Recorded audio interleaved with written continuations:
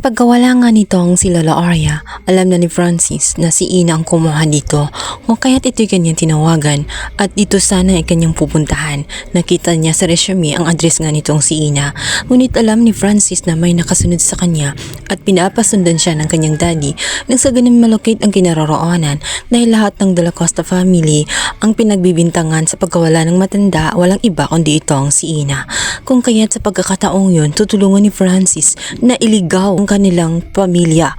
Nang sa ganun hindi matuntun si Lola Arya at maligtas nga ito ng tuluyan. Alam na kasi ni Francis ang tunay na dahilan ni Ina kung bakit niya ginawa ang bagay na yun.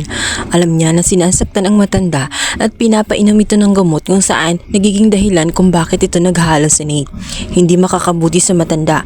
Walang pakialam ang pamilya niya sa kanya kung kaya't hindi matatanggap ni Ina na hahayaan na lamang si Ina sa mga kamay ng mga De La Costa, gayong alam nito na sinisira nila ng tuluyan ang sarili nga nitong si Lola Arya. Wala kasi silang pakaalam, ang mahalaga sa kanila ang kayamanan ng matanda. At sa tulong nga ng kaibigan nitong si Ina ay nakahanap sila ng bahay upang doon ito magpapanggap na yun ang kanyang bahay.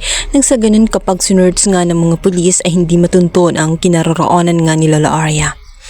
Naroon nga at mahigpit na sinabi ni Ina na nagsasayang lamang sila ng oras at kung mayroong manghanapan ng pagwala ni Lola ay sila dahil pinabayaan nila ang matanda. Hindi sila nakinig sa sinabi nga ni Ina na sinasaktan ito kung kaya't walang ibang dapat sisihin at ikulong kundi itong pamilya De La Costa. Ubus na nga ang oras sa paghahanap sa matanda sa bahay na iyon, ngunit wala talaga silang makita sapagkat ibang bahay yun. Mabuti na lamang at maunawain at matulungin ang mga kaibigan ng katibabahay nga nitong si Ina kung kaya't nabigyan ng solusyon at sinabi na nga ni Ina na ngayon tapos na sila sa kanilang gusto ay sana hindi na nila guluhin itong si Ina sapagkat wala naman silang mahihita. Binabantaan pa nga ni Ina ang mga ito na sa lahat ng kanilang mga pinagagawa ay babalikan din sila nito ng karma.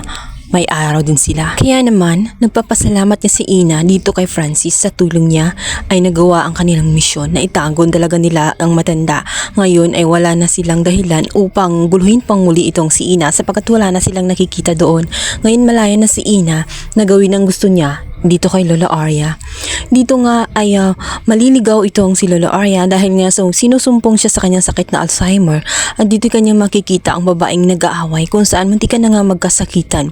Nag-flashback sa kanyang isipan ang nangyari sa kanya sa loob ng facility kung saan ang caregiver nga niya ay pilit nga siyang pinapainom ng gamot kahit ayaw niya.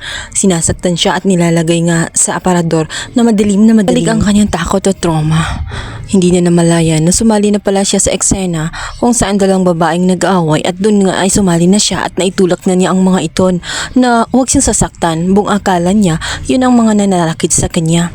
Mabuti na lamang at dumating na itong si Ina at pinaliwanag na may sakit ang matanda at huwag na lamang patulan. Kung hindi ay maaring nabugbog nga siya ng dalawang babaeng nag-aaway.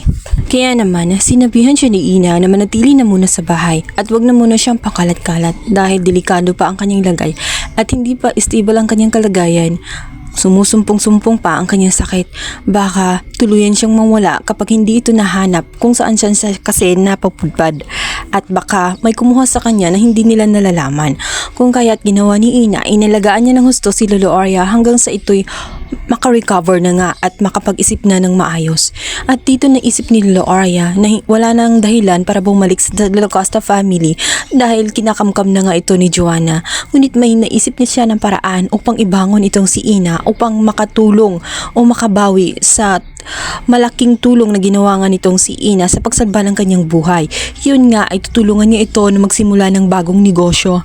Ang negosyo na tatalo sa Joanna's legacy.